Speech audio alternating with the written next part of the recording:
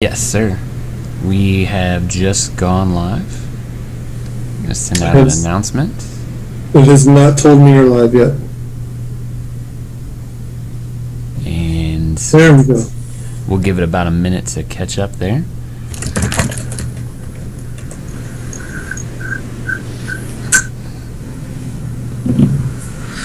That Macaulay Culkin picture just cracks me up.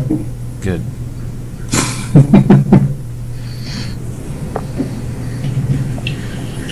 I thought it was well chosen, if you will. It's one thing that's a bummer for our audio listeners. They don't get to see some of the fun we have with the images we use. They'll just have to watch the video. Truth. All right. Well, I think we should be up and running. Can you see the feed at all? I can. Excellent. All right. So I'm not actually on the channel. Do we have many viewers currently? I don't know. It hasn't updated to show me viewers yet. That's not very nice of it. Yeah, well, it'll update itself at some point and tell me. True enough. For whatever reason, it's not showing me the viewer list either. It's so. Yeah, sometimes Twitch is definitely not a perfect system. Yeah, but it's what we got, and we love it for what it is. True enough. All right. So I think we're ready to officially kick off episode number 5. Bit of a special treat today. We apologize if there's any sort of latency lag or any sort of issues like that. Team Flip has arrived out in Las Vegas. We are here a few days early. Get some fun in the sun, I guess you could say, or fun at the poker and blackjack table. And so we are coming at you live from the Venetian. So if there's any sort of weird issues connection-wise, it is because we are on the Venetian's service, I guess you could say, internet service. We're going to blame the Venetian. Yep. It looks like we're up to 9 viewers. Most excellent. Yep. Glad that's what I'm showing now. Awesome. Darth BS, he says he's being temperamental tonight. All right. Sounds good. Or are we being, or is the system being temperamental? Maybe. Hopefully people. Please let us know in the chat if there's some issues with anything, and we'll do our best to try to fix it. So, I'll let you start off our top 10, sir. Our first topic is we're going to discuss the community reaction to the well, it's not newly anymore, but the recently announced restricted list. Yes. And it was I would think it was a bit of a mixed bag. The reaction? Yes. I mean, you had your people for it, you had your people against it. A lot of the big name players, or not big name, but well-known players, like, Dennis, Zach, Scotty, some of them came out with, agreeing with the announcement, so. Yep. There was, I thought that it was, I felt there was a kind of small group of naysayers that thought that it was really bad for the game. I thought that there was a very large vocal group of supporters that thought it was very good for the game. And I thought that there was kind of a third group that was kind of well, let's wait and see how it all plays out before we say whether or not it was good or bad. Yeah. I mean, What's that? Did we lose TGO? Did TGO mute himself? No. Oh, you can't hear me? Now I can hear you. So, I don't want to turn this into like an us versus them, because, I mean, it seemed like some of the people that were against it were more of not really the tournament player people. Right. I mean, do you think that's the case? I did notice, and I'm not, 100%, I'm like 95% sure, but I did notice that it seemed like some, if not all of the players that reacted negatively online to it seemed to be people that had probably not played in a regional yet. I I like the SoCal group. I think they're some real nice guys. Had fun socializing with them at Worlds. But I'll be honest, I don't really listen to Smuggler's Den. However, somebody hit me up in a PM and said, "Hey, Ben and Tiny and Neil discussed the restricted list." So I gave it a listen, and I thought Neil had some really fantastic insights. And I was kind of confused. Ben seemed to be very negative. I was confused by his stance, but it says I lost TGO again. TGO? Oh boy.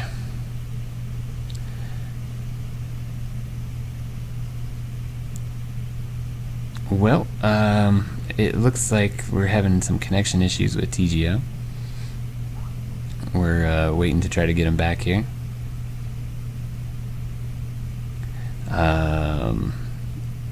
Skype says it's trying to fix it.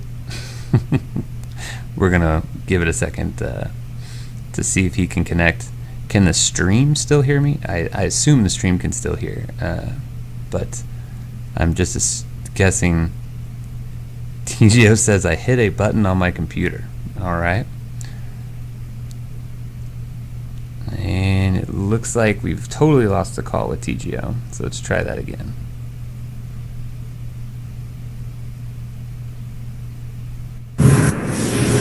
I'm back. Hey, welcome back.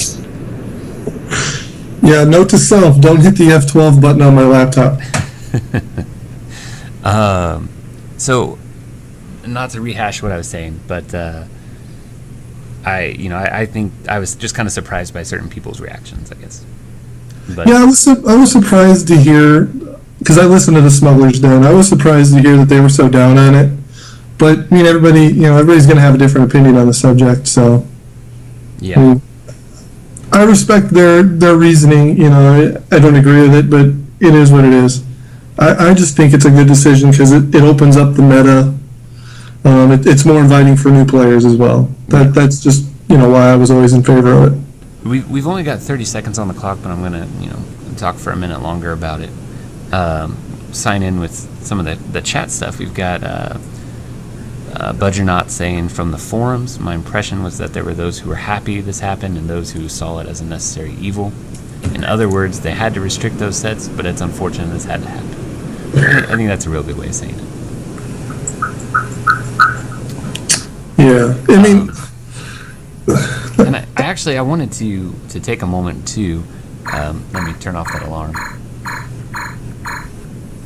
I wanted to take a moment and read. I thought both Dennis and Zach Bunn had some great things to say. Do we want to mention what they said, or should we just?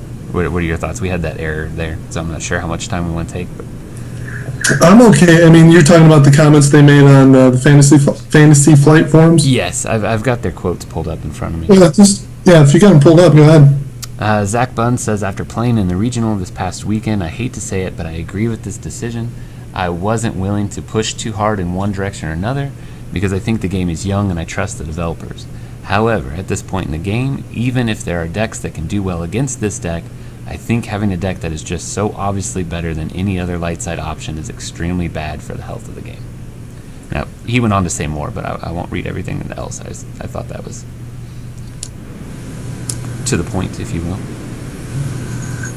And we have a second post. Dennis Harlan, the only world champion, chimed in with his thoughts too. After this weekend at regionals, I wholeheartedly agree with Fantasy Flight on this. This is the best option currently to fix the broken state of tournament play. As Zach stated, he, myself, along with most every other player, were playing this deck as it was too strong not to, and if you did not play it, you would be playing with an artificial handicap compared to the other players. And it was actually that response that really struck a chord with me because I chose not to play it. And I definitely did feel handicapped. I felt the two games I did lose, it definitely felt like maybe I wouldn't have lost them if I'd played the upside down deck that just oops, I win. Yeah. But anyway, did you have anything else you want to say on it? Should we move on? We just kind of wanted to Well, I That was mean, silly. I see Elrathian says he hopes that they can re-enter the meta at some point. Sure. I mean, what has to happen for those to re-enter the meta? I mean, I think some pretty terrible things have to happen, right? Because I mean, that's a pretty, I don't know if degenerate's the right word, but that's a pretty ridiculous deck. Yep. And if that can re-enter the meta, I mean, how healthy is it? You know, It was, in my personal opinion, it was just a deck that won off of luck instead of skill. And I don't know that they could put anything back in the environment or put anything into the environment that would help counteract the luck versus skill situation that created. yeah. Well, let's move on. We've spent enough time on this one. All right. So no more F12s. No, I will not be putting my laptop in airplane mode again. All right. What's our second topic this week? Our second topic is which side benefited the most from the restricted list? Like light side or dark side? Yes. Which do you think? I really don't know. I'm still undecided on this. I mean, you know, as we're determining what we want to talk about, you know, this kind of like just popped into my head, and reason being is that like now dark side can possibly go back to being lazy and playing Sith control. You know, that the old, you know, the smuggler's den. Tiny called it the warm and fuzzy blanket. You know, but on the flip side of that, now light side, they're just so wide open that maybe Sith control just can't handle everything. So I am not entirely sure. Yeah, it's interesting. You know, I think it's a blessing to the light side because you do have other decks that are good and they require skill and they're not just, oops, I drew some good cards. and I think that's really neat. I think it'll be really interesting to see how they shape up. Hoth speeders, you know, it looks like it can become a real thing. Darth Buckets points out, I think there are many aggressive light side options that aren't broken. My one concern for the light side is that that maybe sleuths just become like the go-to again. That's my only concern. And I'm not saying that that's because they're, you know, the best deck. I mean, it's a good deck, but I just hope, because I hate the deck and I just do not want to see it constantly. You know, that's my fear right now is that people are gonna throw across the Anuit against all odds and raise the stakes all in the same deck, and it's just going to be like a serious damage output kind of thing. Yeah, I mean, it'll be interesting. I think, you know, sleuth and speeders. I mean, it feels like we're answering the question as light side. I mean, maybe. I think the dark side meta. I think the dark side is definitely going to be interesting too. I mean, you've definitely got Sith control with the opportunity to come back. I think a lot of Navy decks showed that they are a little more viable than people thought they were 6 months ago. Unless it was just because freeholders were good, but if I believe that if these aggressive Navy decks could beat this freeholder deck, then I think that they will still be able to do well against other decks.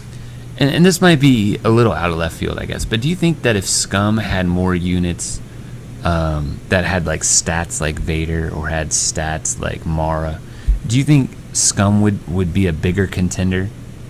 And the reason I phrase it like that is it seems like, you know, the question that we're asking is, well, what do the sides do now? And I'm going to ask me that question in another 10 minutes. Okay. Because that is our fourth topic. No, I know. It seems like what we're kind of saying is, you know, Darkseid plays defense, and right. Darkseid's best defensive options are currently in Sith, and it seems like we're saying, oh well, with the restricted, with the non-broken deck out there, you know, Lightside now has a whole bunch of other things that they can actually try that are worth trying, and it also kind of sounds like we're saying, well, Darkseid doesn't. And I don't necessarily know that that's true. Okay. I still think like the dark side deck that I played at the Plainfield Regional, I like it. even against non-freeholder environment, except for Slew Scouts, obviously, because that is the deck's glaring weakness. But I still think there's some interesting dark side decks out there, but ultimately, I mean, dark side does typically do better when it's playing more defensive. We might have Yoda Man and Elethron says that they're constantly having to buffer, but Darth Bucket says that he's not. So, sorry guys if it's having some issues there. Call up the Venetian and complain. No, but I can see on my Twitch stuff, it says nothing's being dropped and the bytes are going through just fine. So I've not had anything on my end. Okay. The stream has not had to rebuffer or anything like that. Cool. Except for the time I put myself in airplane mode. All right. Well, final 10. What's our verdict? Light side or dark side? You've talked me into the light side. Talk to you into the light side. All right. I don't think that's necessarily a bad thing. No, I mean, it is what it is, I guess. No, I think it's good. I think when they're the offense, if they're the ones that have the most options, I think it makes things more exciting, personally. Yeah. All right. Third topic. Yes, why don't you kick that off for us, sir? Against all odds or the false report, which one do you think is going to see more play going forward? I should have thought about this a bit more, I guess, because I'm curious. Well, no, I'll save that tangent. I think holding all the cards. Yeah, I think I agree. I think the freeholders will still have a place, but I really don't know that I like that set as a 2-of. And I kind of felt that way when they first came out, although it took me, a couple weeks to get there. But there's just like slicing in and clearing house. I just don't necessarily want to see those, and I don't want to count clearinghouse as a resource, but sometimes I have to. But I just think if you stack them up side by side, go down card for card, I think just against all odds is just the better set. Oh man, we've got the chat blowing up. Everybody says against all odds. Yeah. Well, yeah, it's like somebody said, it's much easier to splash. That's true because it doesn't have the smuggler only restriction. Yeah. I do like the false report as a 1-of, just as a threat because they may not know you have it as a 1-of. Yeah. But ultimately, yeah, I think Dash just plays so well with other decks because his objective is so good. I truly think that the nature of our game just lends itself to be play the best cards. And when you have a set like Dash where there's really just not a downside to any of the cards, and then you have a set like Freeloaders or False Report where Freeloaders is really the only reason you're playing the set whatsoever, it just kind of seems like a given, right? That the set with all good cards would see more play. Right. I mean, if you're playing freeholders and you're playing them as a 2-of, you're really raising your curve because now we can't play holding all the cards to lower their cost. You're actually hoping that the dark side player gets a little careless and leaves 4 or 5 or 6 cards in their hand. I think what's really interesting about Chrono Trigger's statement, and Chrono Trigger, I'm assuming you're Todd out of Missouri, real good player, top 16 from Worlds. I think one point he made that we kind of glossed over, not just easy to splash because it doesn't have the restriction, but easy to splash because Dash is the only smuggler card, right? Is he? Oh yeah, I guess the only one that has a cost. Yeah, you've got a neutral and then with the shifty and then 2 holding all the cards. And I think that's real relevant. That makes him, I mean, you could play Jedi Rebel and throw a Dash in there if you wanted. What's his 5th card? I'm drawing a blank. He's got 2 holding all the cards, shifty lookout himself. Target of opportunity. That's what I couldn't remember. Okay, yeah. Yeah, no, that's definitely a lot easier to splash. Yeah. Yoda Man points out Dash set kind of makes Darkside tend to run Sith for the force chokes. Yeah, if you can't handle a shifty lookout, you might be in for a bad game. And Darth Buckets points out that, even if you can't play Dash, he's still got 3 Force icons. So. Yeah. Well, Dash is good for coming in and taking the Force. Honestly, the more we talk about this, how is this even really a question? I don't know. I think it's just the power level of the freeloaders makes you discuss it, I mean, do you see a situation in where maybe the freeholders see more play? If we see strong cards that are similar to Council for Darkseid, then yes. So Darkseid gets more ways to draw more cards. Not just to draw more cards, but to draw cards on their opponent's turn. Right. Well, yeah. No. I think. I think. You kind of called the deck before. We're at a final 30, but you kind of called the deck before the Boogeyman. That it's what you're playing to beat. And I kind of think freeloaders at this point are kind of the boogeyman in the sense of like they're not easy to deal with. They're not easy to get off the board. It's just they're also not free anymore. Right. They're a lot easier to play around when you don't have to worry about your opponent putting 4 cards in your hand. Right. I mean, we did a lot of testing just after the first Force pack, and I was doing my best to get down to 3 cards or at worst 4, so that way you have to pay at least 4 or 5. Right. So. All right. Yeah, against the odds, more playable. What are we talking about for number 4? Number 4, the Darkseid meta. Yep. Do we think aggressive Navy decks are going to be better or worse? And do we think the Scum is going to go back to being the red-headed stepchild that it was before Dash and Freeholders? Well, I put up a picture of Scum, so you probably already know my answer. Well, I was pretty sure I knew your answer regardless of what the picture was, because I know you've not liked Scum for a while, even when we were testing. Right.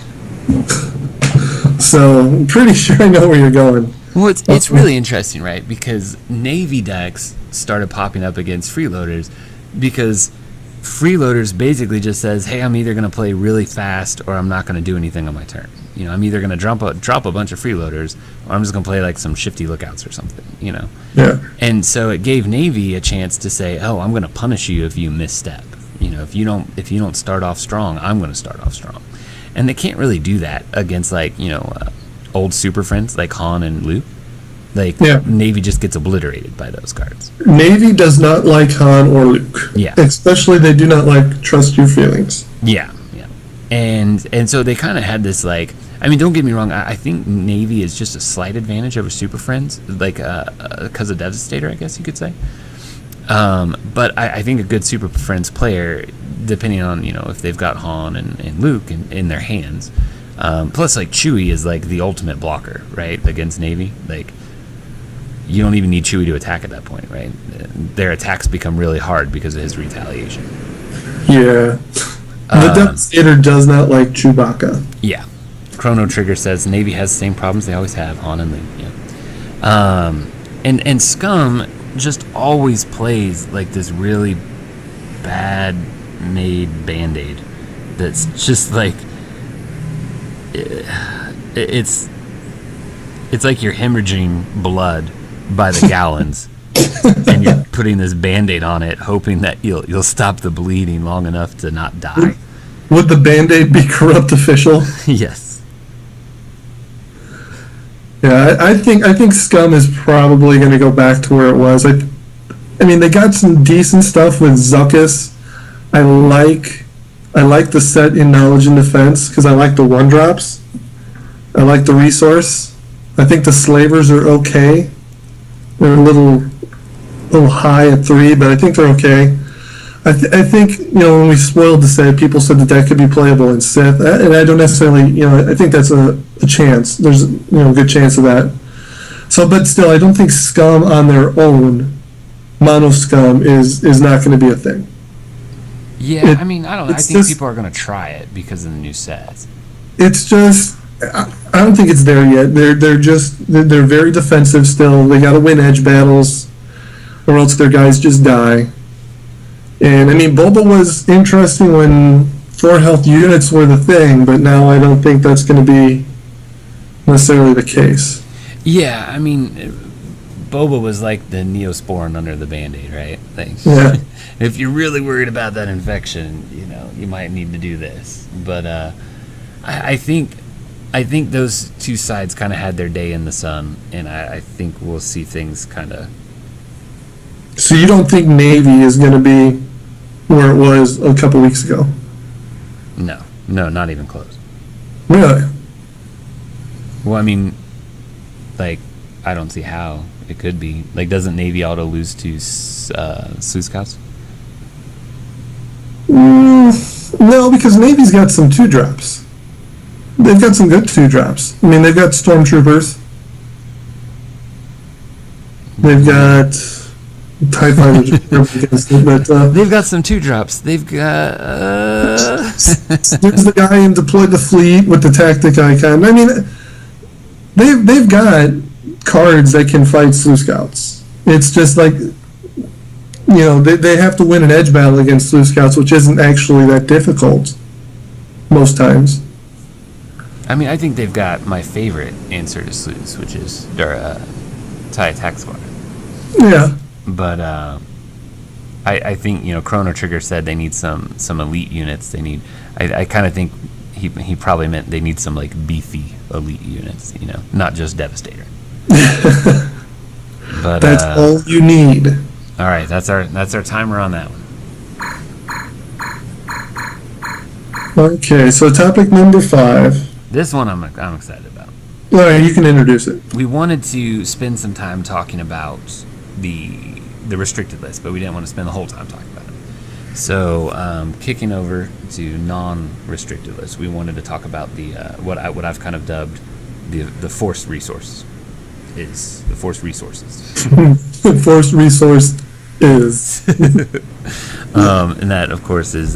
Do we know all of them now? I guess card games kind of spoiled the other one. Well, yeah, we know that Ceres has Dark Temple, I believe. I think so. The Slaver set that we spoiled had the Scum one.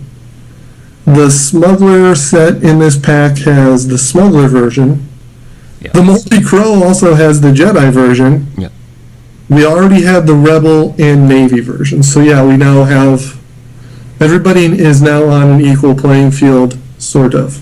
And we wanted to discuss... Was it which one was best, or what all did we throw out there? We were going to say how important are these for each affiliation, and is any one side more powerful than the other? All right, so we'll throw that one out to the cast. We'll start a discussion, but we'll wait for the chat. Which one does the chat think is the most powerful, or the one that will see the most play? And while we're waiting on the delay, why don't we go down through the list? What do you think of the? We'll start with the one that we were shown first. Our experimental tech lab. What do you think of tech lab? I like it. I've played with it several times. I think as we get, as each affiliation gets their own, I think the meta is going to dictate which one is better or worse. I think this one is kind of on the downward slope, or it was at least, because that set wasn't good against freeholders or dash. Yeah. It may trend upwards now. I'm not sure. Sure. I think it's good. I mean, the objective plus that is really what carries that set, for me at least. Sure. And you put those two in a Sith deck, and it makes a lot of units a lot better. Sure. And having that resource, really helped the Sith along. Now, what about we've got one in the Scum set now. Yeah. What are your thoughts?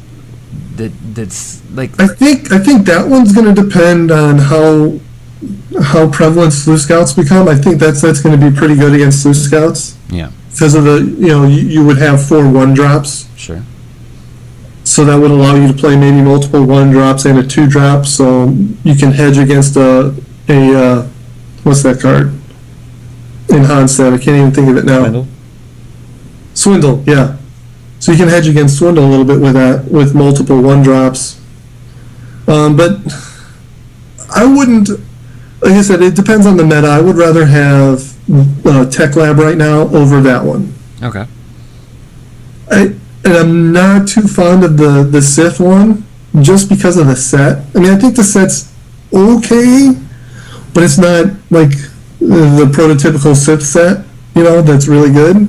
Now, what about the Smuggler one? I am undecided on that set right now. I think that set is close to being really good, and I think that, light side needs resources, so that's never a bad thing, I think, and that's a good resource, and that set really helps that resource to become better. And then I think we were going to talk about this too. The Valley of the Jedi, the Sith resource, is the only, or the Jedi resource is the only one that's in a restricted set. I don't think that matters at all, because that set you really want to play with Jedi anyway. Okay. Because its bonus is purely for Jedi. So I think that one, it's obviously, maybe because it is restricted, obviously it's a little bit worse than the other ones, but I don't think it's really that big of a deal. Okay. No, it's kind of interesting. Well, it's just the others, it's so easy to splash. But I think that one is probably going to be the best one for the light side, because that's the one thing Jedi have needed, was a resource that is this good. Yeah. Because the Jedi have kind of relied heavily on the Falcon set with the Cloud City guest quarters. Or In You Must Go. Yeah. Because their critical mass for resources is generally 5 or 6, somewhere in there. Sure. Because that's when they can really start to play like the Falcon or an Obi-Wan or something good. So right. I'm excited for the Jedi one, and I think that set's pretty good too. So. All right. Well, that's our 5 on that. We didn't really touch on if we thought it was more powerful for one side or the other. Well, that's true, but we should go back and address the chat. A lot the chat threw out some real great comments, and everyone seemed to lean towards the Jedi.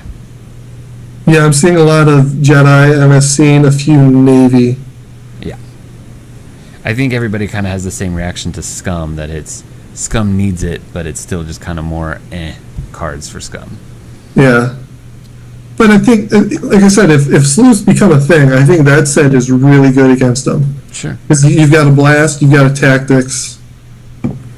Those are 2 good things against sleuth scouts. All right. Well, you want to kick off number 6? Number 6, we're calling Echoes of the Light Side. The light side seems to have been on the receiving end of the first 3 force packs. Will dark side be able to keep up? Yeah, it's interesting. I thought we saw last year with the Hoth cycle that everything was kind of balanced.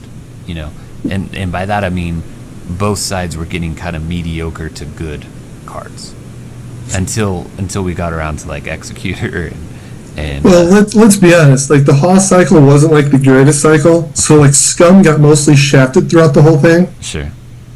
Sith got the Executor, and that was about the gist of it.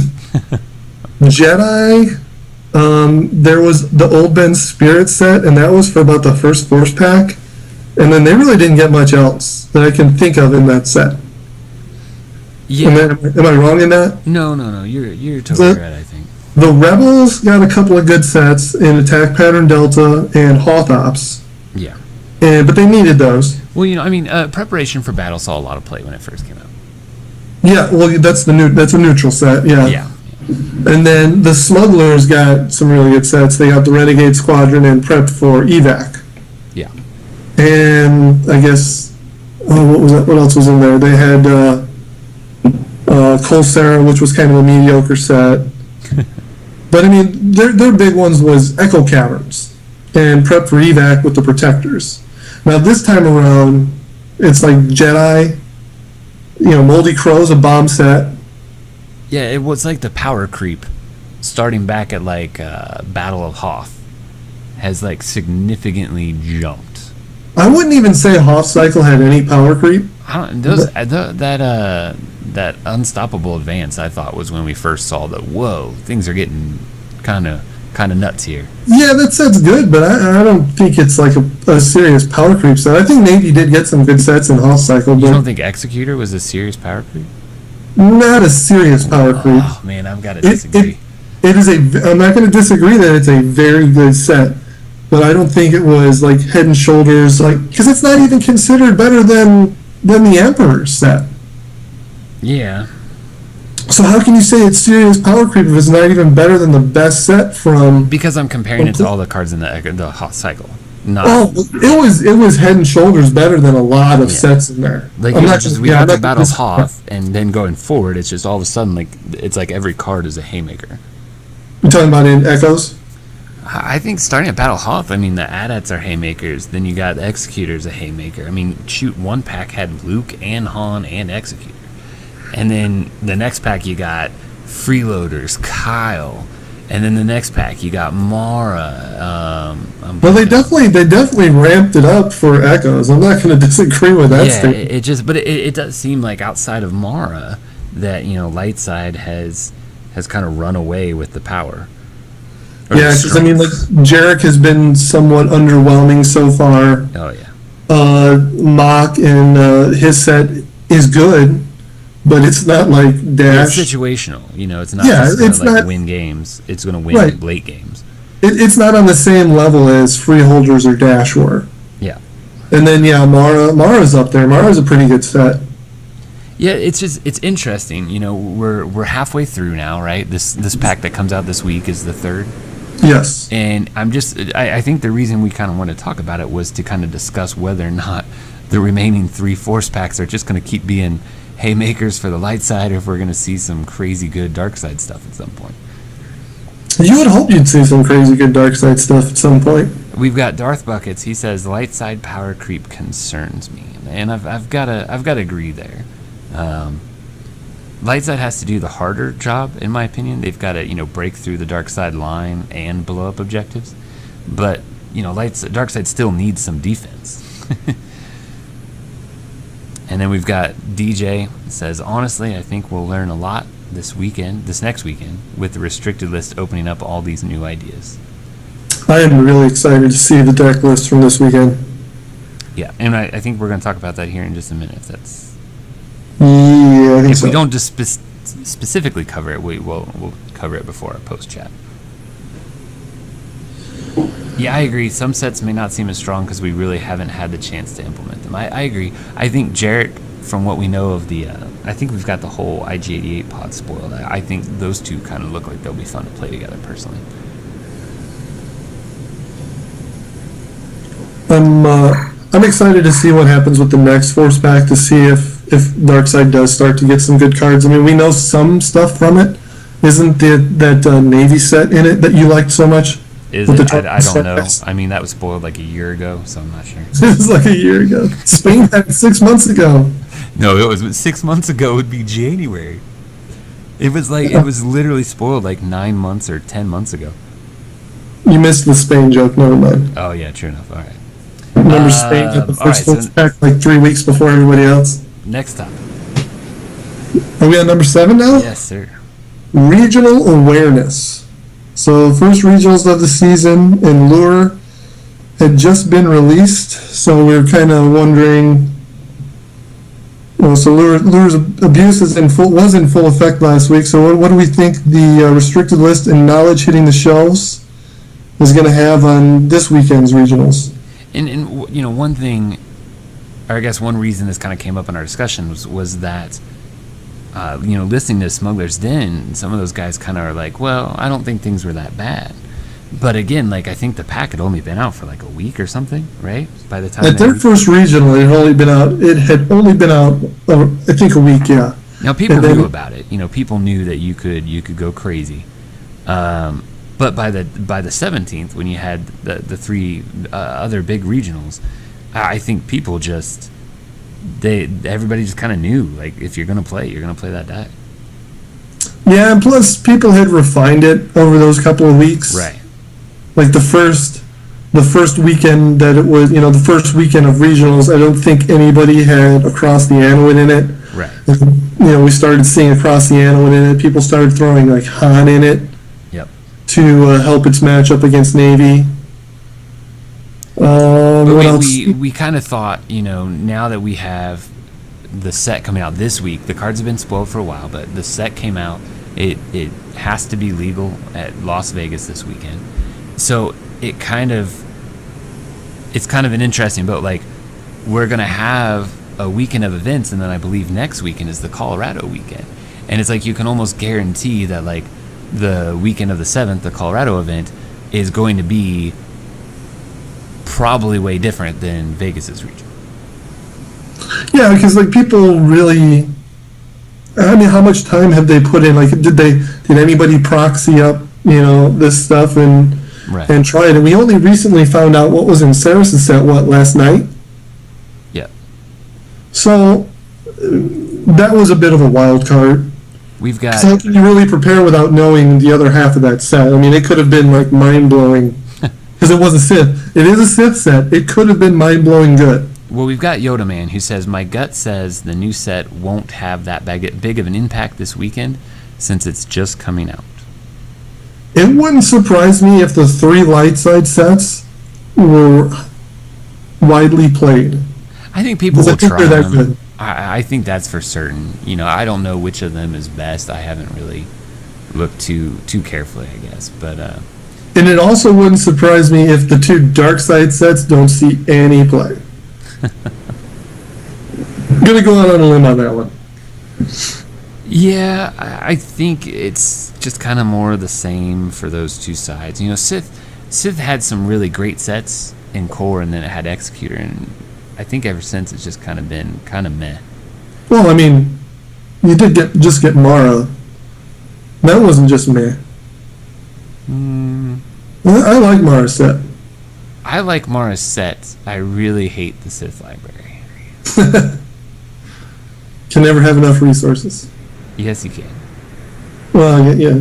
It's funny though, because if you go back and look at like Devastating Sith, the deck that dominated regional season, I think it's got like 9 resources in it.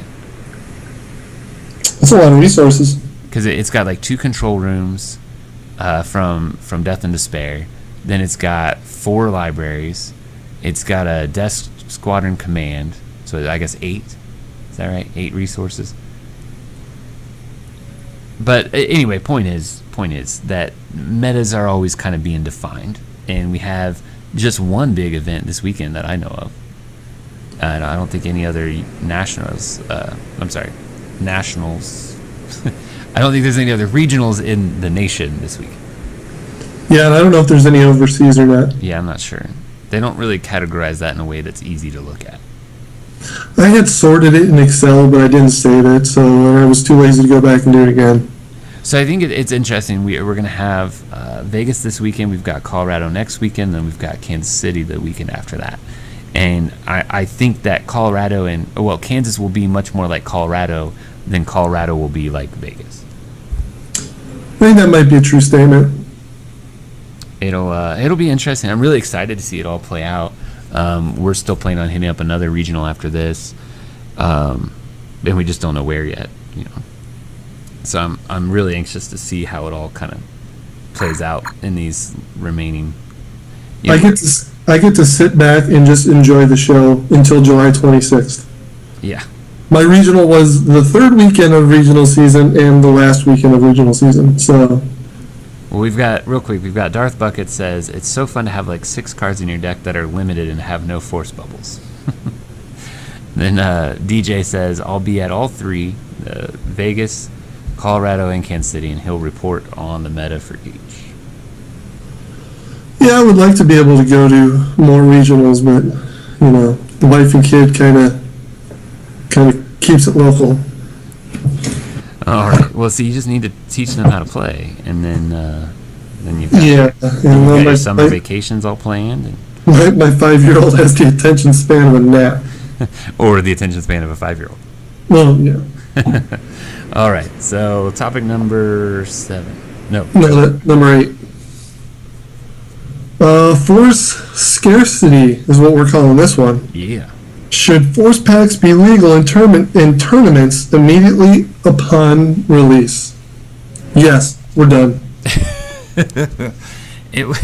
The idea here was, if you look at the questions we just had, where we can say Vegas is going to be real different than Colorado, but Colorado and Kansas will be real similar. It kind of makes you think, well, why not just, have a delay, let people figure some things out, and go from there. Now, I don't think that's how it should be personally. I'm just, bringing up the conversation.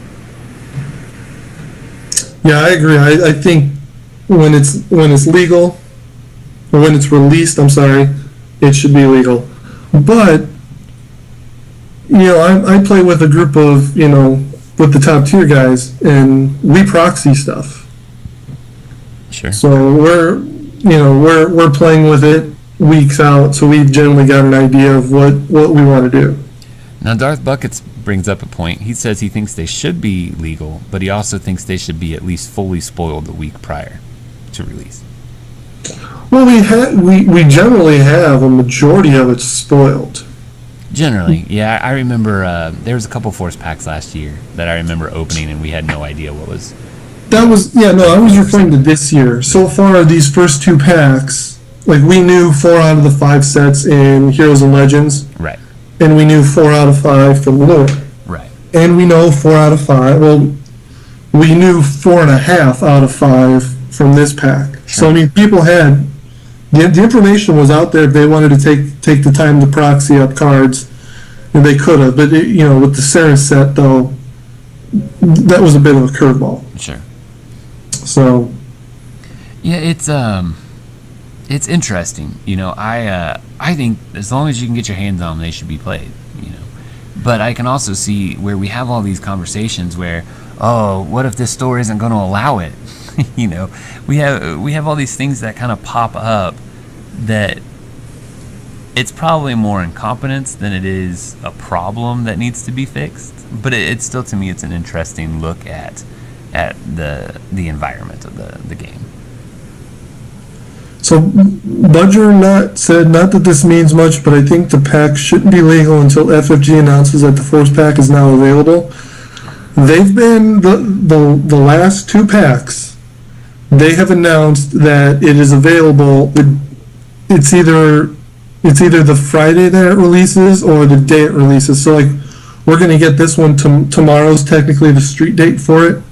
We should see an article either tomorrow or Friday saying it's available. Now I can't remember if they do it the day of or the day after. I don't remember if the last 2 sets were released on a Friday. Is I guess what it boils down to.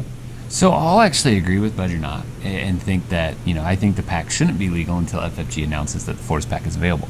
However, having said that, I think that once the pack has gone shipping, I think the following Monday there should be a statement. Pack is available this week from FFG. I understand why they wait for it to officially be available and in stores because they don't want any confusion there. But I think it'd be great to start off the week, Monday or Tuesday, with an article saying, hey guys, go to your stores and try to find this, or call your stores and see if they have it in stock yet. I like how you said try to find this. Well, I mean, I'll be honest, our local store typically doesn't order more than 2. And my store is great. He's always got our copies. Yeah, I probably shouldn't use my local store as an example for anything. I just mean I think FFG is great about saying, hey, this is shipping now, and it gives players the heads up that it's going to be out next week. And I think they go the next step and they let everybody know it's available. I just think that some of the tournament confusion could probably be avoided if they made the announcement earlier in the week instead of Thursday or Friday the week of. So if they made an announcement Wednesday, hey, it's going to be available this day and it's legal, everybody'd be kosher with that then, is what you're saying? Well, I can't speak for everybody. Well, not I everybody, would be kosher with it. Yeah. I think I'm fine with it being legal the day it comes out, but, my situation is not the same as everybody's. So, that's just, my perspective. Yeah, it really only matters for the players that have events that weekend. And last year, we did really well in events that followed a pack release. Sure. I won my regional last year a couple days after, was it the Prep for Battle set was released? I think that was the 2nd pack. So. All right. Well, that was. I thought it was worth talking about because we do have some of that stuff that pops up. All right, so number 8. Number 9. I'm going to use bad math and and call it number 8, but it's really number 9. Okay, number 9 is memory. How important is card memorization in Star Wars LCG? How important do you think it is? I was going to let you kick this one off. So I can almost tell you that you could pick any number and I could tell you every card in the set. I don't want to do that. So set just the set number? Yeah. Not the title of the objective? Yeah. I don't want to do that because you'll probably pick one I don't know. I'll give you an easy one, number 30. Number 30, that's TIE Attack Squadron Defense Protocol, TIE Okay. Fighter, Death from Above, Talon Roll, and Twist of Fate. See, I've gotten most of them memorized. I don't have them memorized by number. I have certain ones, like I think Falcon is 72. Yep. Luke is 1. I think Yoda's 2. But I mean, for the most part, I don't have the number memorized. But I could tell you, if you gave me the objective, I would be able to tell you the cards in it. But I play a lot of games. There's a lot of not great sets from like 42 through 57. So what you're saying is the Hoth cycle. Yeah, I'm a little hazy on the Hoth cycle. Not so much as in I don't know it, but so much as in like it's going to take me a lot longer to think of it than anything else. So do you think it's more important just to memorize certain cards or all cards? I think you need to know every objective because that's going to tell you the most because that's going to flip first and give you a heads up. So I think knowing all the objectives is good. I think, my trick is to try to remember the main that's associated with the objective. Almost every set has like a main unit, and I think that's the easiest association to make. And then if you really just don't want to take the time to figure out anything else, you definitely want to remember the fate cards that are associated. Yeah, I generally take the approach that I want to know the fate cards the most, because I want to know if I'm walking into a heat of battle with a 1 health unit. I also like to know what possible edge cards they could have, so if they've got like some Battle of Hoths in there, Yeah. and they play 1 card and they also have Twist of Fate in their deck, now I gotta like try to figure out, are they playing a Twist or are they playing a Battle of Hoth? I like to know where the cards with 3 Force icons or higher are located. Yeah. Yeah, Twist is good. Like in the middle of the game, you want to be able to look through your opponent's discard pile and count the number of twists, and you need to have a good idea of how many are left. Yeah, you should be able to look at their discard and paint a pretty good picture of their deck. Yeah. Unless they've only played cards from like 1 objective set. I've seen that happen. I looked through somebody's discard pile at the regional and I'm like, okay, these are all from the same set. I said mid-game.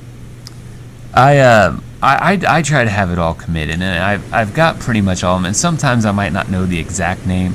Like I still call that Pursuit card from the new from the new Scum set. I still call that Pointy Pursuit. I haven't quite committed Knowledge and Defense to my mental database yet. Yeah. Okay, so I need to hold a card and like sift through the pack. Then it starts to stick in my brain. The chat's had a lot of comments on this. A lot of people have some fun with knowing what's coming up in people's decks. So Darth Bucket says my casual friends and coworkers get annoyed when I call what they're playing when they pay a certain number of resources before dropping the unit. Yep. Well, I mean, when you're paying 6, it's pretty obvious usually what's coming when they have SIP objectives, right? Yeah, sure. Or when you pay 5 for something, it's usually pretty obvious. Yeah, but like if he's playing light side, it's way harder because like every good light side card it basically costs 4. Yeah. That was my way of not belittling Darth Bucket. Who starts out a turn paying 4 for a unit when they can pay 5 for the Falcon and drop it in later? Or who would do any of that when they could just play 3 holding all the cards and 4 freeloaders? Oh wait, no, we can't do that anymore. Can't do that anymore. Yeah. I'm still so happy with FFG about that. All right, so that's our 5 minutes on that guy. Interesting topic. I like that everybody's kind of different. It's neat to see how people treat it differently. I try to take it all in and keep it all memorized, but I had cheat sheets set up, or not cheat sheets, but I had like things printed out for each affiliation, broken down by set. And every now and then I would just flip through it looking at the cards. So, yeah, that's the level of my obsession. Final topic. Regional marathons. The average length seems to be 9 to 10 hours with crowds of 25 or more. How mentally prepared do you need to be for these marathons? It's interesting, right? Because, I made a post kind of asking for people to tell us the lengths. And I know that our event started at 10 and we finished the top 8. The top 4 still had to play, but the top 8 was basically done by about 7:30. So that's 9.5 hours. And you could probably trim out about 45 minutes to an hour of that and say, okay, well, that means 8 to 8.5 hours is just the 5 rounds, Yeah, our regional didn't get over till like right at 10 o'clock. We started at noon. Yeah. Things did run a little late. We left because me and 3 guys had buys, so we left to go eat. And we left around like 10 to noon or something like that. Right. Assuming the round would start on time, figuring we had to be back by 1. Well, turns out I guess the round didn't start till 12:30, so it was about 9.5 hours. And I have to say that ours was run really well outside of the 30-minute delay, and I'm not even going to say that was, something that was bad or anything. But in between rounds, there was literally like very little time. Once all the results were in, he got us turned around quickly and repaired. Yeah. So there wasn't a whole lot of wasted time. And on top of that, we didn't take a dinner break between Swiss and top 8. They just wanted to power through and get done. Now, El Rathion brings up a good point that now that the restricted list appears, these events might take a different time. That's possible because a lot of those decks were fast. I mean, yeah. I had brought up the idea of trying to do 6-2 to some people, and I seriously thought that I had the capability to stall. I was wrong. I was done with rounds with like 30 minutes to go. Yeah. And there was no way, anybody could have 6-2'd. The meta was, or the environment was just way too fast. Sure. And, I mean, yeah, I think that's a very valid point. No, I do too. I definitely think that way. You could possibly add another hour or two. I mean, I would hope not. This conversation is really making me dread the fact that the Vegas Regional starts at 1 p.m. Yeah, but nothing starts happening in Vegas till like 4 in the morning, though, right? Well, no, they open their doors at 8:30 or at 8 o'clock, but they're doing a Magic State Championship at 8:30 in the morning. In the morning? And what time does the tournament start? 8:30 in the morning. Okay, so the regional starts at 8:30. Okay. No. The regional starts at 1. Oh my God, that is so late in the day. I thought noon. See, I thought noon was a late start time. Yeah. And just to go on a little tangent, I mean, do you think these tournaments should be starting at 9 in the morning or 10 in the morning, maybe? So that you're not there till 10, 11, or 12 o'clock at night? One of the issues with starting at 10, though, is that you almost have to take a lunch break, which means you might as well just start at 11 and not take a lunch break, or you might as well just start at 12 and not take a lunch break. Yeah, but if these events are going to take 10 or more hours, I mean, what's the... Yeah, if you started at 10 and you take a 30-minute lunch break... I truly think the Vegas one is going to go till like 1 in the morning. I would hope not. That's ridiculous. I think there's a very strong possibility that happened. I mean, Nationals didn't get over till 2 to 3 in the morning. Yeah. And by the time my top 4 game with Matt was done, I was mentally exhausted. I didn't even want to have to drive back to my sister's house. I was so tired. I couldn't imagine driving hours to a regional and it not getting over till 1 in the morning. Yeah, I mean, that's kind of the thing, too, is, like, I feel bad. I assume the SoCal guys are going to have to, like, get a hotel for the night.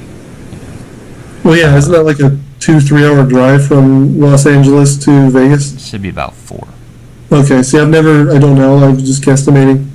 I've got a 2 to 2.5 hour drive to Milwaukee at the end of July, and I really don't want to be there till 10 o'clock at night, and then having to drive home 2 hours from that. So I mean, it's entirely possible that I just skipped that regional because of because of time. Yeah. So we didn't really talk about any ways to prep, but real quick, make sure to eat, make sure to get plenty of sleep. And, sleep is important. Yeah. Just sorta. Yeah, we kind of went off on a bit of a tangent there about other we had things. some stuff to discuss, I guess. But no, the Vegas one. I think is going to be 6 rounds. If there's an event that's going to hit 6 rounds, I think it's going to be Vegas. No, if there's an event that's going to hit 6 rounds, I think it's New Jersey. Think so? Oh yeah, I think New Jersey is going to be the biggest one. All right. That's my prediction at least. Are we ready for our post top 10 discussion? Yes, sir. Moving things around here. All right, so we had a couple things we want to talk about this week, but we figured this would work pretty well too. So. Oh, that's a pretty logo. It is, isn't it? I like you call it pretty. I would have called it sexy. That's just creepy.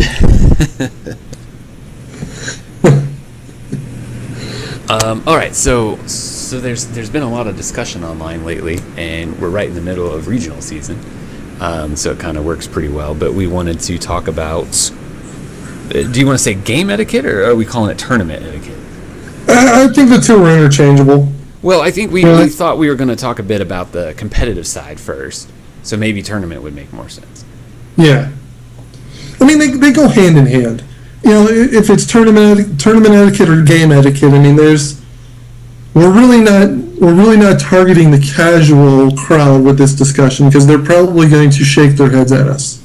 So real quick, I just want to point out we've been talking for just maybe about an hour, and Nooners has been quiet the entire time until DJ says, rumors that the Cantina crew needs to listen to get sleep advice. Nooners replies, bleep that.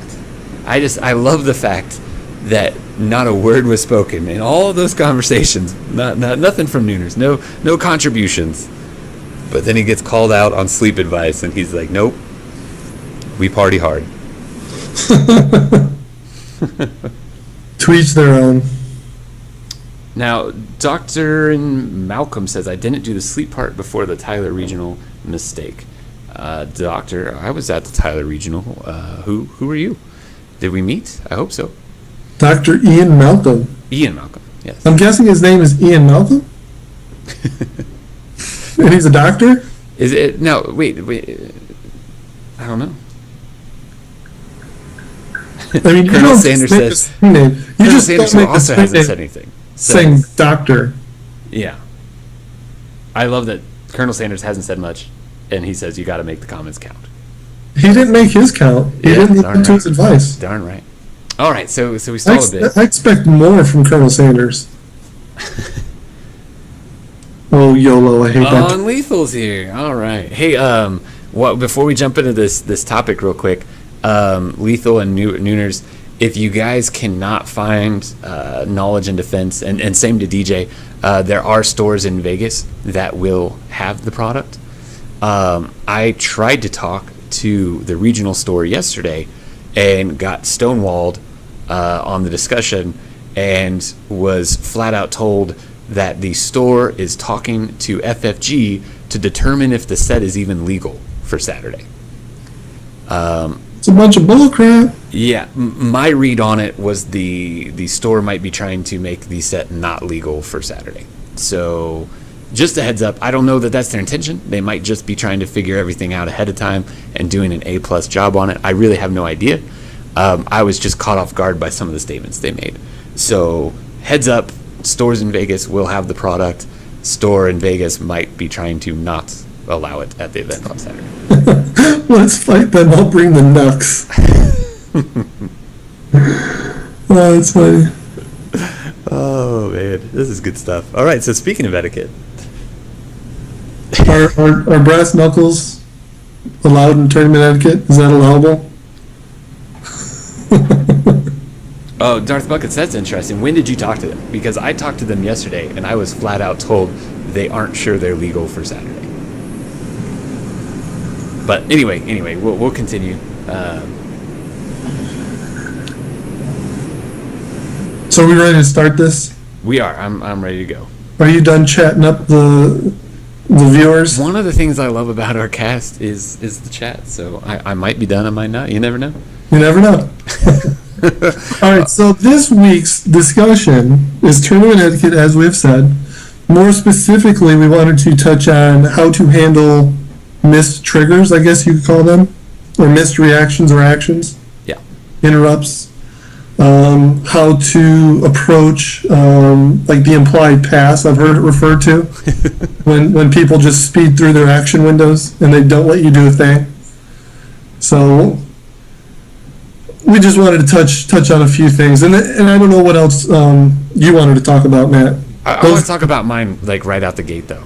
Like you want to talk about yours right out the gate? Yeah, because this will be the least controversial one ever. So well, then proceed, good sir. There was a question on one of the sites online that was asking how to handle playmats. Do you bust them out at every event? If there's new players, do you bust them out? Are they intimidating for new players? No. And I thought this was really fascinating because I do know people that will attend certain events and they will not use playmats that they've won because they don't want, if they're playing somewhere, out of their comfort zone or whatnot, they don't want players to know that, hey, this person's pretty good, darn good at this game. Which I think is interesting. The reason I say mine's really easy, one of my fun movies that I really enjoy watching is a flick called Pool Hall Junkies. And it's about kind of like pool sharks, pool hustling, if you will. And in one of the scenes in the film, the main character, who is quite the pool hustler, goes into a pool hall, and he's wearing a black shirt, big white letters, just says hustler across the center of the chest. And it's so funny, because he really is there to hustle them, right? But the idea of the shirt is presents this concept of, is he really there to hustle them or not? Kind of, it messes with your head a bit. And the playmat discussion made me think about that so much. I think people should do whatever they want to do, whether it's hide the playmats, show the playmats, enjoy the playmats, whatever they like. But I just think it's just such a fascinating concept that so much mind games can go into competitive gaming, and we're just talking about before the game's even started. So I think that kind of stuff is great. But maybe not exactly etiquette, but more of a how to handle this kind of stuff in tournaments. But so do you bring your top 16 Worlds playmat to intimidate people? When I got back from Worlds, the first local tournaments, probably for the first couple months, I used it just because it's a cool mat. But we actually have, I was going to save this for later, but not for today's episode or whatever, but we actually have, you've seen them. We have official Flip the Force playmats. And I think they're awesome. We're going to be doing stuff with them so the community can get their hands on them soon. By the way, I'm still waiting for my charred Uncle Owen in Aunt Anyway, proceed. So, oh boy, and you just had a birthday too, man. How did I mess that up?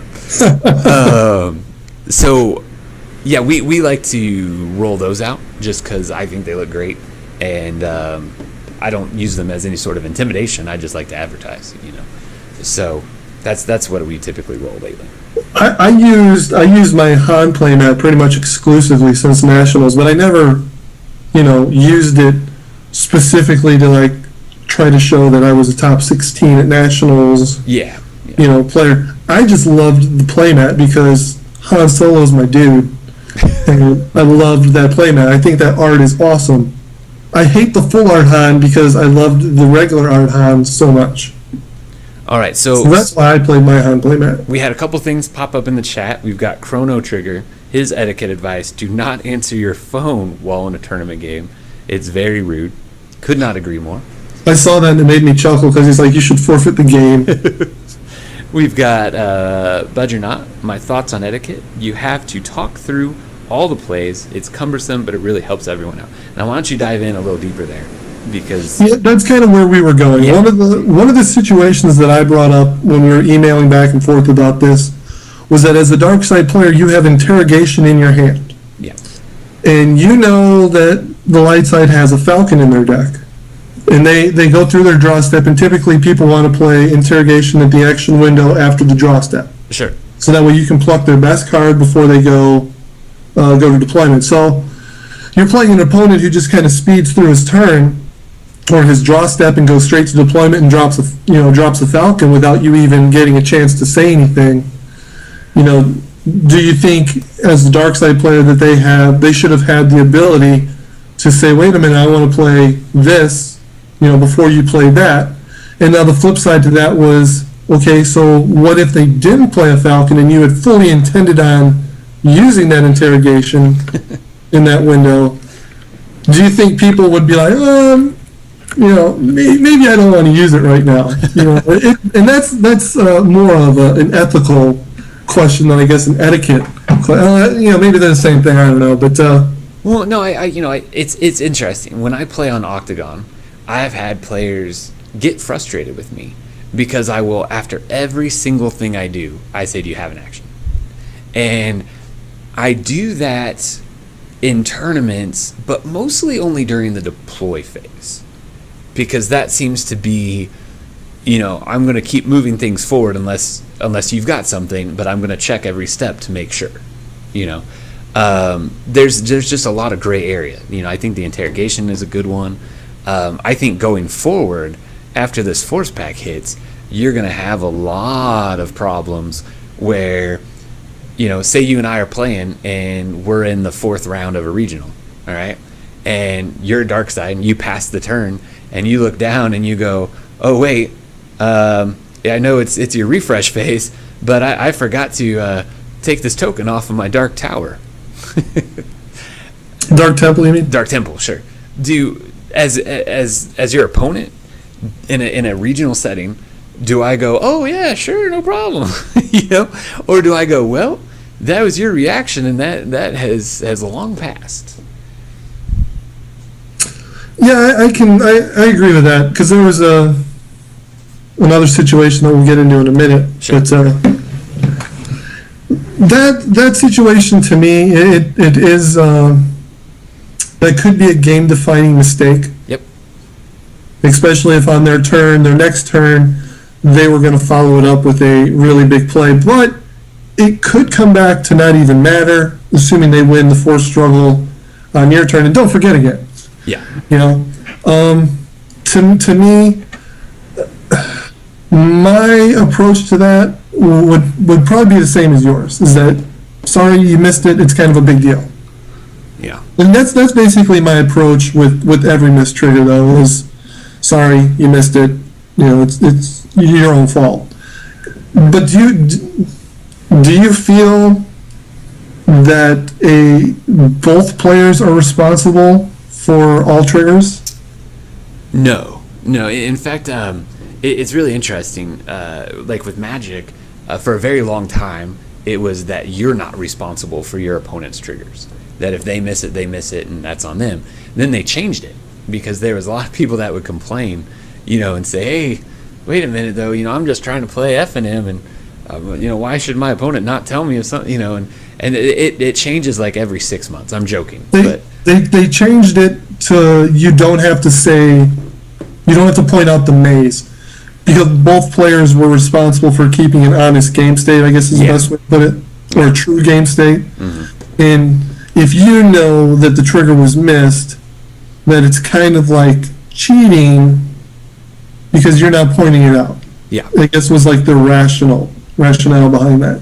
I'm a big stickler on like words, and I know there's some players who have fallen victim to this, but and I'll throw them out there. When I played Neil in rounds 5 at Worlds, he was attacking, I was blocking as a light side, and he declared his strike. He put the focus token on the unit and declared where he was striking. And I went to put the damage and, said, okay. And he said, whoa, because he realized there was a better choice. And I said, well, you said such and such. And I held him to it. And he's a very competitive guy, and he couldn't have been nicer about it. He said, no, you're right. He said, I said the wrong thing. I totally declared the wrong place where that damage was going. So he owned it, the mistake, and it was. And I flat out told him, I said, if this was almost anywhere else, but the fifth round of Worlds, I would not care about this, and we could go on about our day, and I'd let you do it differently, but I've got to be a stickler here, And Some people in the chat are bringing up the dial. Sure. And that was a sticky situation last year. Yeah. A lot of people brought that up. I actually had a situation in a regional where I missed a dial click, my opponent missed dial clicks, and this is kind of when all the discussion started. I mean, it didn't start because, what happened with me. It was just a discussion that happened around that same time. Because I missed a dial click, I was able to destroy 4 objectives. Yeah. And my opponent was only able to destroy 3. And when it came down to the tiebreakers, because I missed my click and it was more favorable for me, I had that 1 extra objective destroyed that he didn't. Yeah. So I believe correct me if I'm wrong, but I believe FFG has said that both players are responsible for maintaining the dial. I hate this discussion. Yeah, so the dark side player is supposed to be the one to move it, and if an action occurs and it is realized that the dial had not been moved, as long as an action has occurred, the dial cannot be moved back. Their stance on it is it's up to both players. If a player can't sit there and notice that it didn't move and not say anything, but how are you going to prove that? Exactly. Like it's so ridiculously bad because. And not bad on FFG. It's obviously they have to have that stance, just like colluding. They have to say, "Don't do it." But it's so hard to police. You can't really sit there and go, "You totally knew," See, I have a different stance with the dial, and you might think this is crazy, but I let people move the dial because I'm actually keeping track of the dial myself. Okay. As a light side player. Sure. So if they miss it on their dial, but I have it on my dial, I don't consider that as missed. Sure. Now, if somebody misses their damage as the light side, that's a different story. I don't feel that like you have to place that damage, because I am notorious for forgetting that myself. I have been so notorious at forgetting certain things in this game. Like when I first started, I would always forget to commit somebody as the dark side player on my first turn. Like, it got to the point where I had to wear a rubber band on my wrist, and every time I forgot, I would snap myself. I'm almost to that point with forgetting the damage as the light side. So our chat is blowing up. This is the most active it's been. There's all sorts of interesting questions. I don't know that we're going to have time to cover everything. Yeah, because we got about 9 minutes. Yeah. What about putting a token on a resource before the card is fully paid? I don't even want to touch that because something happened to me at Worlds that... Here's my position on that. No, we don't want a position on that. We just want to... No. If somebody is, fiddling with their resources and they play a card, I am fine with them changing anything they want until they try to play another card. Yeah, like I'm only a stickler on horrible things. And what I mean by that is, like, if you make the wrong choice on damage and it's a very important choice, I've got to be a stickler on that, right? Yeah. Like, if you miss the dial and it's a very crucial, hey, that's a big mistake, it's going to be really hard for me to tell you to take it back. And same with the extra point of damage. If it's a mistake and it's crucial, it could mean the game or not. Like, that's really hard for me to say, okay, no worries. What we try to do is once the dial is missed once, we say you can take it back this time, but if it happens again, I can't let you take it back. So now if the dial is missed and it's missed by both players, should both players be warned? Do warnings mean anything in this game? Like, I think they do when they accumulate. And if a TO is paying attention for these things, I think they should matter. So okay, hold on. We've got all kinds of stuff going on. There seems to be some confusion in chat. FFG ruled almost a year ago, if not a year ago, that if the dial is missed and an action has taken place, the dial cannot be moved correctly. That it was missed and the game goes on. That is an FFG straight from Nate. I would have to dig up the email that was posted. But this is a known thing, and maybe some of these guys haven't been playing the game since it was created. But this was a huge ordeal a year ago because a lot of people disagree with it. yeah, I'm going to look for that ruling just to reacquaint myself with it. Cause You can find it either on FFG's boards, or it's probably FFG's boards, honestly. It's either there or it might be in like the first couple pages of the card game. But it came up at Nationals, so it was a ruling that was made, I guess it was right before Nationals, like a month or two before Nationals. Yeah. Here it is. If a dark side player forgets to advance the Death Star dial during his balance phase and notices that he forgot later during that turn, can he advance it? I know it's a game mechanic that happens automatically, but at some point, the onus is on the player and would become too late. Nate says, this is actually a tricky question in that forgetting in question marks can be used by the dark side player to create an advantage. For instance, if it is left at 8, the light side player might be less inclined to defend an objective than if it was at 10, so the dark side player conveniently forgets, plays through the conflict phase and destroys an objective, and only then claims, oh, I forgot to advance the dial in the balance phase. This could have been an honest mistake or could have been a angle shooting. Best practice on forgotten or overlooked things that were mandatory but missed by both players is that the situation can be corrected as long as neither player has made any decisions since the forgotten moment. Yeah, so if they catch it quickly at the when's beginning that of the next from? phase, We've got somebody in the chat, Earthron, saying that's not accurate. this is as of May 11th, 2013, and it's posted in the official rules clarification. So I think he was saying that there's something in the there's an FFG statement or something. I don't know. I've never heard anything contrary to that. Everything I've ever heard is if you go far enough forward that an action was taken, it can't be undone.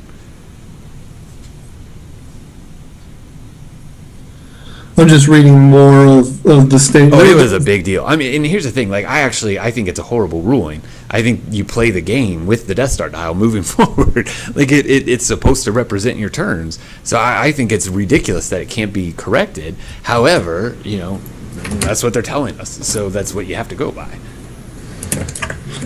Yeah. Well, I mean, let's move on from the dial. There was some other situations, or one more situation. Yeah, you want to talk about Han, right? Yeah, this happened.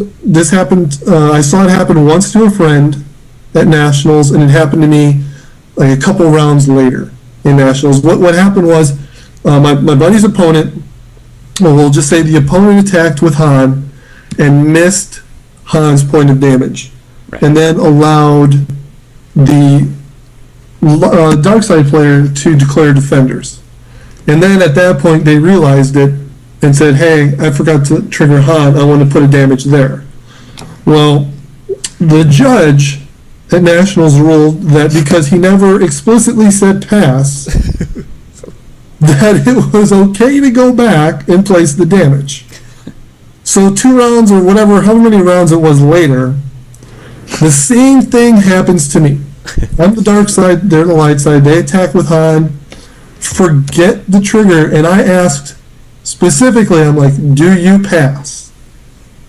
Been clear in my intentions. He goes, I pass. I said, okay, I can declare defenders now. He says, you can declare. He said, yes. He passed, I can declare defenders. I then declare defenders, and he realizes what he did. I'm like, you said you passed. It's too late. We called the judge, and the judge was like, yeah, it's too late. You said passed. So do you think it's giving away information? Yes, and I hate it. Really? Yeah, no, I hate it. Like, that's why I try to do it every time. Because then you don't give anything away. Because then your person, it's just like, oh my God, he asks all the time. So they're never going to think like, oh, I must be missing something here. Yeah. I think that's a good habit to get into. Yeah. is to specifically say, do you pass? I mean, it slows the game down a little bit, but really it doesn't slow it down enough to be, significant. I think, like, I don't say do you pass there during their attacks, because that's like abundantly clear that you're fishing. I knew it was abundantly clear, but so I think get him to say pass. I think if you say the phrase like in that situation, if you say, okay, so just Han is coming in, if they say yes, I think that constitutes a pass. I think you have to get them to clearly say pass. I mean, if they answer yes, I don't see how it could be any different. That it's now your turn to announce blockers. I don't think you can get any clearer than saying pass. Nooner says, just ask something else, like done declaring, which is basically what I was saying. If you phrase a question that's saying, are you done with what you're doing? If they say yes, okay, it's been missed. Yeah. But I get what you're saying. Like a judge at an official event, a very official event, said, "Oh no, they've got to say pass." I think that's absurd. Like tricking, like getting your opponent to say pass is just ridiculous. If you can get them to agree that things have moved on, then that's all you should need. Yeah, but you never know how some people are gonna judge it. Oh no, for sure. It's one of the downsides, I think, of our action window structure. Is it's so easy to miss something and be able to go back because of clever wording. Yeah, Budgernet says that it slows it a lot more in Octagon. This is completely not an Octagon. Octagon is already slow enough. Yeah. This would slow it down to a crawl, but even I still see some people doing it, and that's part of the reason why I don't like playing an Octagon. So I want to ask unless I'm on Skype. Chrono says there's nothing in the rules requiring a player to do a reaction in a specific period of time. It's all about saying pass or specifically moving on to the next action. So, Chrono, would you say then that if they just attack with Han and you say, okay, are you just attacking with Han, and they say yes, do you think that's a clear enough, this is all I'm doing? Or do you think you need to say, are you just attacking with Han and choosing not to use the reaction? I don't think you have to ask if they want to use the reaction, because then you're playing the game for them. Right, I was being very facetious. I think if you're not going to ask them if they pass, I think you have to be like, okay, can I declare defenders? In which case, then I think that's acknowledging that they're moving on. Yeah, it's just so, I just feel like there's so many things you're going to say there that is going to make the opponent go, oh, wait a minute. Yeah, well, okay, so Chrono Trigger says if someone attacks with Han and then 20 seconds later says do 1 damage, that's within the rules. It's within the rules as long as defenders haven't been declared, is, my stance. But I'm on the side of the fence that says you should get your opponent to acknowledge that they're passing in some way, shape, or form. That's interesting. So Chrono says that even if you clarify who's coming in, they could still take the action. It's a gray area. I'd like to see it explained a bit better by FFG personally. If you're the defender and I'm attacking with Han and you ask me, are you only attacking with Han? I'm going to say yes if that's all I'm attacking with, but that I can see how that doesn't necessarily mean that I'm passing the phase or section of the window or whatever, So, I mean, to me, if you say, okay, so just Han's coming in, that's a clear, is it my turn to declare defenders? Yeah, if you say, is it my turn to declare defenders, and he says yes, then I think Han has missed his moment. Yeah. There's a lot of gray areas here, and we thought there was some neat stuff to talk about, and I don't think we're saying one way or the other this is how everything should be. I know I don't agree with the dial rule, but that's the rule, so that's what it is. And we talked about the playmats a little bit. You talked about Han. I think Han's reaction, the Jedi, or not the Jedi, the Force resource reactions, I think all that stuff is going to be very relevant in the next few months. Yeah. Over the next few months. Well, and as the game gets, more cards in it that do, more intricate things, you're going to have to be more aware of your cards. Like we've had a fairly lazy game so far. Yeah. So real quick, DJ says I just asked the question action step, and I want to read that and go, hey, that's great. Like that's a good way of not giving too much away. But then I also think, okay, well, next time, if DJ and I get paired against each other at the Vegas Regional, every time he says action step, I'm going to go, wait a second, let me read all of my cards and make sure I'm not missing something here. Yeah. But it's an interesting discussion. We're not. You've got to play what you think is the best way to play, and if that's being a rules monger, be a rules monger, and if that's letting the dial move, even though the ruling is the opposite, that's doing that. It's whatever you feel most comfortable with, as long as you're following. Man, a good one just popped into my head with El Rathian's comment, edge 1. Uh-huh. If somebody has edge 1, and they play, and this might not be that big of a deal, but they have edge 1. Say they're attacking with the Falcon, and they play an edge card. And then you're about to play your edge card, and they go, wait a minute, I didn't want to play that. Yeah. That's too late, right? Yeah, I think so. You slap their hand, make them put it back down kind of thing? Yeah, they already committed their card, and you've already committed. The thing is that's kind of easy to fix. But the problem there, though, is that, there's some very good manipulating things you can do there. If you're reading your opponent very well, and your read is that they've just taken a twist and put it down, if you know you can take that card back, you might be able to, oh, wait. I put down the wrong thing. You know what I mean? So it's a gray area. I think it's too late. I think you might be kind of weird to call a judge on that, but I think you could probably convince your opponent, hey, it's gone a little too far at this point. We've moved past it. No takes backs. Yeah, I did not sweep my first round at Gen Con because I was specifically told before going to Gen Con, no take backsies. Do not let people take things back. And then the very first round, my opponent completely missed the extra point of damage for the balance step as a light side player. And he deployed a card and said, wait, I forgot the damage. Do you mind? And my board was fine, man. I honestly, I thought, hey, 1 point of damage, no sweat. Yeah. He deploys Luke and a trust your feelings. Yeah. And it was like, yeah, that was bad. And I lost by 1 point. There was that 1 point of damage that was able to get the third objective and end the game. That's what you get for being too nice. Lethal says, now let's get down to real brass tacks. Is it bad sportsmanship to play drunk at a regional, even if it helps you play better? Depends on how drunk. Only if it's not whiskey, Lethal. As long as you're not throwing up on my cards, I'm all good. There was a very entertaining Rumors at the Cantina this past week. It was a whiskey night for those boys, and anybody who watched learned very quickly that the Rumors at Cantina crew should probably not drink whiskey live on the air. Was it a train wreck? No, it was hilarious. It was awesome. It was a lot of fun. They were very intoxicated. I didn't get to catch it. I'm gonna have to catch it one of these days. Oh, it should be up on their Twitch or their YouTube, so you can catch the replay. They're drinking whiskey as it starts, but they drink more whiskey as it goes. So if you really want to see the great moments, you want to skip, a couple, maybe an hour or so in where they've downed a few at that point. Were they doing a Star Wars LCG drinking game? No. So basically, Lethal and Nooners, what you're learning is TGO does not watch your cast. I haven't watched the live ones. Oh, okay. Yeah, you listen to because we've talked about some of their other ones. I used to listen to the pod. Well, it's still a podcast, but I used to listen to it, but I don't have quite as much time as I would like. Yeah, no, I understand.